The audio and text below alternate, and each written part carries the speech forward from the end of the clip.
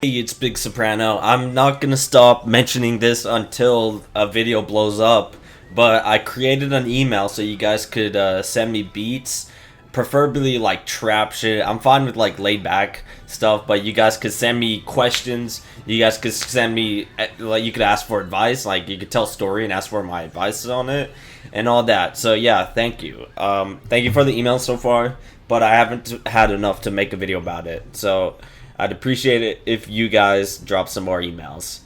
So today I'm going to talk about my experience with depression. Like a low mood and, like all that, like a terrible state of mind. That's what depression is. And I've experienced the mental state of depression for nearly 4 years in my life. I'm on medication. I've been taking medication for 3 years, but I'm on medication and all that. I've been taking medication for 3 years.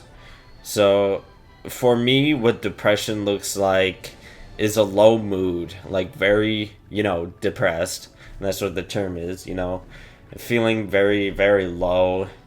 And my mom has told me, like, my meds make me too low and all that. And also, what it looks like for me is refusal to get help, like get help from, like, uh taking a break from your mind, like, maybe going outside and all that.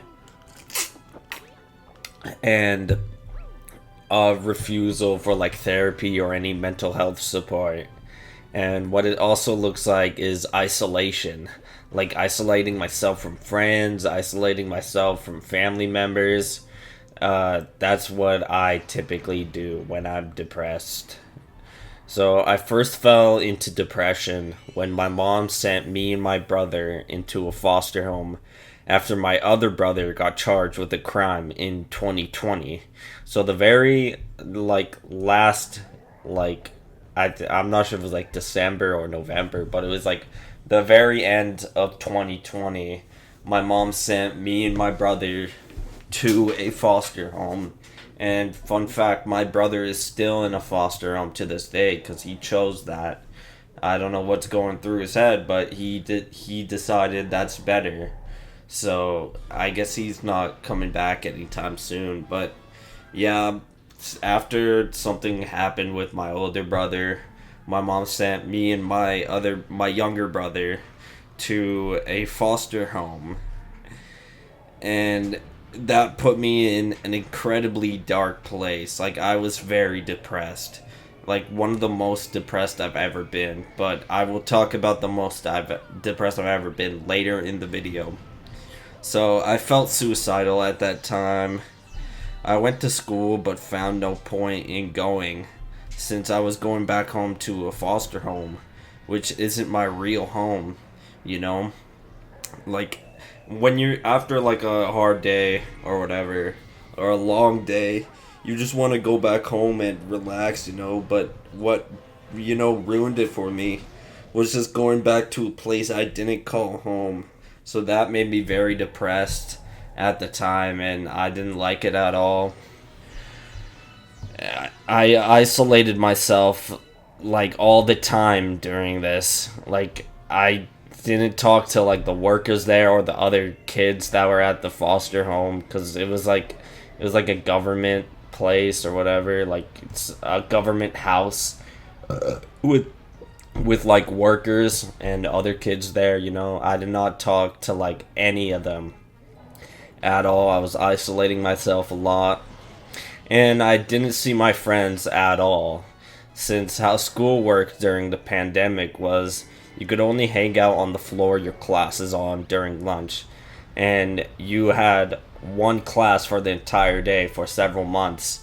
And unlucky for me, unluckily, I did not have any friends in my class, and I did not have any friends on the same floor as me, so I couldn't like hang out with my friends to feel better.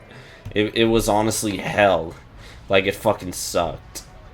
Like, I didn't experience depression during the pandemic until my mom sent us to a foster home.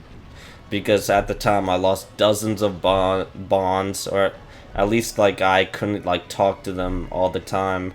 Like, I lost dozens of bonds with multiple people. and I lost multiple things I do or enjoy. And for some reason, I decided to not let myself enjoy things since I was in a foster home. It's a weird mindset, but let me explain it. What I wanted to do was not ruin good memories I made to to be associated with the foster home. And it honestly sounds stupid, but it was a really big deal to me. Like it all I felt during the foster home was pain and sadness, and anything that makes me happy would get like associated with the foster home. So I didn't want that to happen, you know? So I restricted myself from being happy and all that. And that fucking sucked. And anyways, the worst depression I ever felt was when I was homeless. I was in the shelter and felt lonely. Like everyone there is kind of a piece of shit. Like the workers are all right, but I feel like they talk behind my back and all that. Cause I swear I heard some things and all that, and it felt like the entire world was against me. Like I didn't like anyone at the shelter, and they were honestly all pretty terrible people. Honestly, I could see how they ended up there, but it was honestly pretty terrible time for me. I was really sad. I was just heartbroken that I'm even homeless, you know. And I didn't see my friends much, and I couldn't go on my computer because it's a desktop, not a laptop.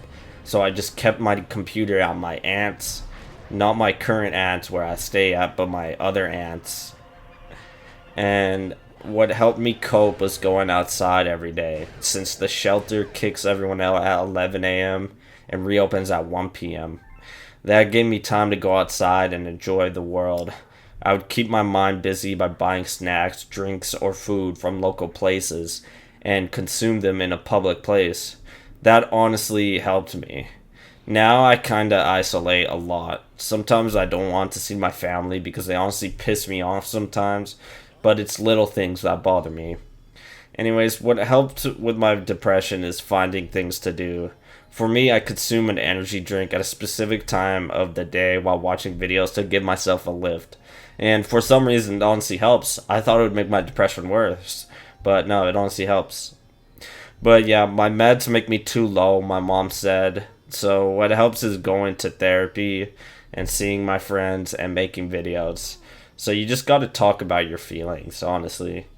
Talking about my problems on YouTube has made me get over them quicker. But now I'm still depressed because I don't want to get a job for other mental health issues. And I'm scared if I get a job and it goes wrong again. So that's why I don't have a job.